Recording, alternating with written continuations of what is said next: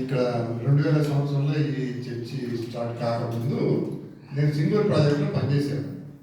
ఆ సింగూర్ ప్రాజెక్ట్లో పనిచేసేటప్పుడు నేను చర్చికి వెళ్ళాలంటే అటు మెదకన్నా వెళ్ళాలా, లేకపోతే ఇటు సంగారెడ్డి అయినా రావాలి. రెండుకి వెళ్ళడానికి నాకు అప్పుడు చాలా కష్టం అయిపోయింది. అందుకని నాకు చర్చికి వెళ్ళాలని ఒక తపన లోపల చాలా ఉండేది. సరే అనుకోకుండా మళ్ళీ ఇక్కడ ట్రాన్స్ఫర్ చేశారు 97 ఆ ప్రాంతాల్లో. ఇక్కడికి వచ్చిన తర్వాత ఇక్కడ చూస్తే ఎవరు చర్చికి వెళ్ళేవాడు నాకు కనపడలేదు. అసలు ఏంటబ్బా చర్చికి వీళ్ళందరూ వెళ్ళకుండా ఇళ్ళలోనే ఉంటున్నారో అని నాకు అసలు అర్థమయ్యేది కాదు. అప్పుడు ఇక్కడ లోకల్గా ఇక్కడ బయట రోడ్డు మీద ఒక చిన్న చర్చ్ ఉంది, విజయరాజు అని, వీరేశ్ లింగం అంటారు అతన్ని. అతను హెర్మోన్ ప్రార్థనా మందిరం అని ఒకటి పెట్టి నడుపుతుండేవాడు. దానికి అందరూ వెళ్ళేవాళ్ళు. చాలా చిన్నదిగా ఉండేది, అంటే ఇద్దరు వ్యక్తులు కింద కూర్చుంటే మోకాలు తగిలే అంత చిన్నది అనమాట, సన్న సభలాగా ఉండేది. నాకు కోపం వస్తుండేది దాన్ని చూసి. ఏంటి ఇట్లా చేయటం ఏంటి, మనం పెద్దది కట్టుకోవాలి, వెడల్పు ఎక్కువ ఉండాలని ఒక థీమ్ అలా ఉండింది బాగా. సరే ఇది అయిపోయిన తర్వాత విజయరాజుతో చెప్పి ఒక మీటింగ్ పెట్టించాలని ఇద్దరం అనుకున్నాం. అనుకున్న తర్వాత ఫస్ట్ మీటింగ్ 98లో పెట్టాము. ఎవ్రీ ఇయర్ సమ్మర్లో మీటింగ్ పెడతాము, అది ఇక్కడ ఆచారం లాగా పెట్టాము ముందు. ఫస్ట్ మీటింగ్కి మేము దైవజనుడిని హైదరాబాద్ నుంచి పిలిపించాడు, విజయరాజు గారు పిలిపించారు. అది ఆ మీటింగ్స్ 6 బయట పెట్టాము. గ్రాండ్ సక్సెస్ అయింది. సున్నిపేట నుంచి కూడా చాలామంది వచ్చారు, లారీలో వచ్చారు. ఈ విధంగా చాలామంది అటెండ్ అయ్యేవాళ్ళు. సరే నెక్స్ట్ ఇయర్ 2000 సంవత్సరం మేలో ఏప్రిల్లోనూ అప్పుడు రెండవ మీటింగ్ పెట్టించాం. కేజీ కామేశ్వరరావు గారని మెడ్రాస్ ఐఐటి ప్రొఫెసర్ని పిలిపించాం. అతను వచ్చిన తర్వాత అతను లాస్ట్ మీటింగ్ అయిన రోజు ఈ స్థలంలో అతను ఫౌండేషన్ కోసం ప్రార్థన చేశాడు. ఆ కిట్టి పక్కన. అది 2000 సంవత్సరం ఏప్రిల్ 27 ఆ ప్రాంతాల్లో చేసినట్టు గుర్తుంది. ఆ తర్వాత ఏమైందంటే నేను పట్టుదల పట్టాను. ఏంటంటే ఈసారి క్రిస్టమస్ మనం చర్చిలో చేయాలనే ఒక ఉద్దేశంతో పట్టుదల పట్టాను. అదే పట్టుదల అందరికీ వచ్చింది.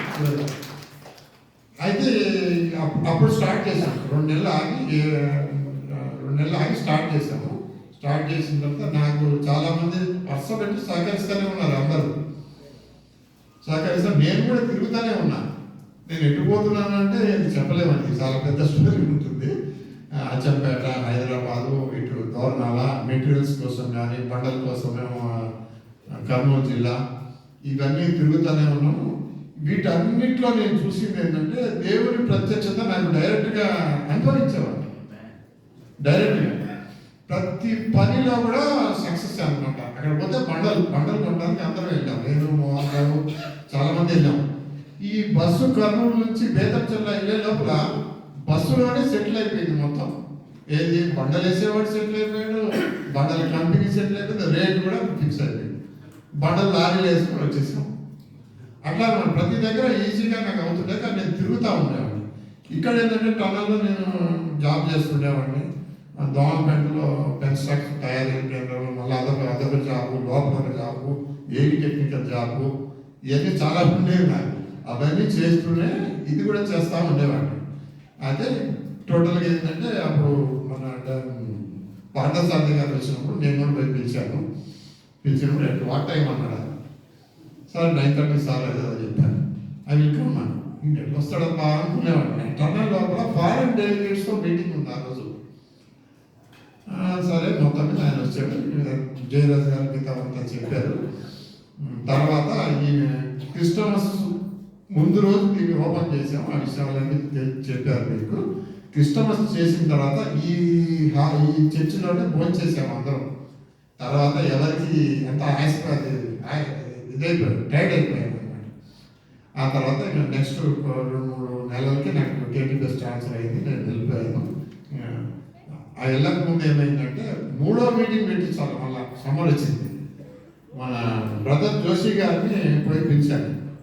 రండి సార్, బ్రదర్ జోషి గారికి మా చర్చి రండి అంటే ఆయన ఒకరోజు టైం ఇచ్చారు. ఇదే చర్చిలో ఇదే వేదిక మీద బ్రదర్ జోషి గారితో పొద్దున ఇక్కడ, సాయంకాలం అక్కడ బయట మీటింగ్ పెట్టి అది గ్రాండ్ సక్సెస్. అది ఈ విధంగా క్రైస్తవులందరూ ఒక కూడటానికి చర్చి మంచి పాయింట్గా అదే ఒక చర్చి ఒక స్థలంగా మారింది అనమాట.